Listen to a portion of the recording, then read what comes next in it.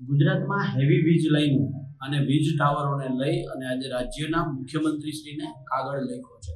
કાગળ એટલા માટે લખ્યો છે કે આવનારી 20 તારીખે ભારતીય કિસાન સંઘ અને સરકાર આ બાબતે જાણે કુલડીમાં ગોળ ભાંગવાનો હોય એવી રીતે માત્ર અને માત્ર ભારતીય કિસાન સંઘને એકને જ બોલાવે છે એવા સમાચાર મળ્યા છે.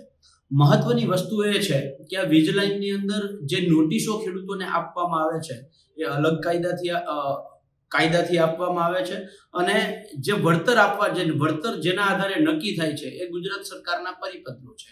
2003 નો ઇલેક્ટ્રિસિટી એક્ટ હોય, 1885 નો ટેલિગ્રાફ એક્ટ હોય, 2013 નો જમીન સંપાદનનો કાયદો હોય કે 2025 ની કેન્દ્ર સરકારની એસઓપી હોય, આ દરેકની અંદર ખેડૂતને જે નુકસાન જાય છે એની સામે એને નુકસાનની સામે યોગ્ય વળતર ની એમાં જોગવાઈ કરવામાં આવી છે.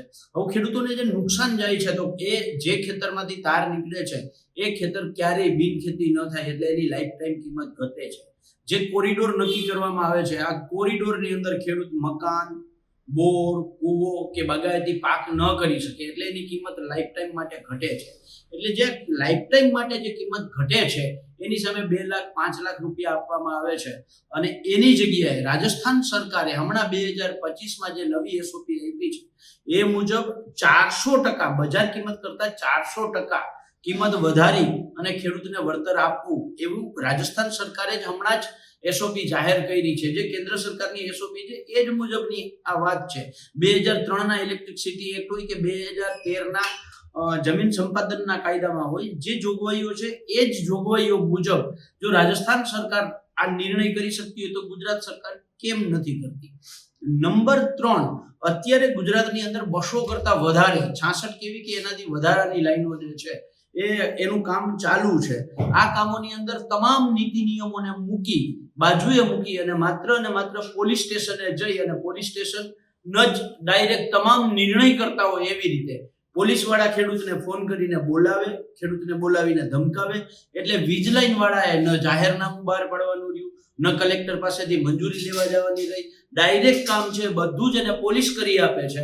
તો જે આ પોલીસ અને પ્રશાસનની મિલીભગતથી તમામ નિયમોને નેવે મૂકીને અને રાજ્ય સરકાર પોતે કાયદાથી ઉપરવટ જઈને જે કંપનીઓની ફેવરમાં પરિપત્રો કર્યા છે ત્યારે આ બાબતે જો ભારતીય કિસાન સંઘ અને સરકાર સાથે મળી અને કુલડીમાં ગોળ ભાંગવાનું હોય તો એ ક્યારેય ચલાવી શકાય નહીં.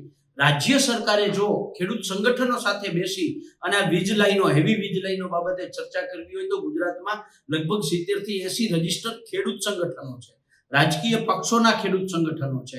એમાંથી કોઈને તો બોલાવે, માત્ર ભારતીય કિસાન સંઘ એક જ શું કામ? અને એની સાથે જ બેસી ભારતીય કિસાન સંઘ આખા ગુજરાતના ખેડૂતોનું પ્રતિનિધિત્વ નથી કરતી.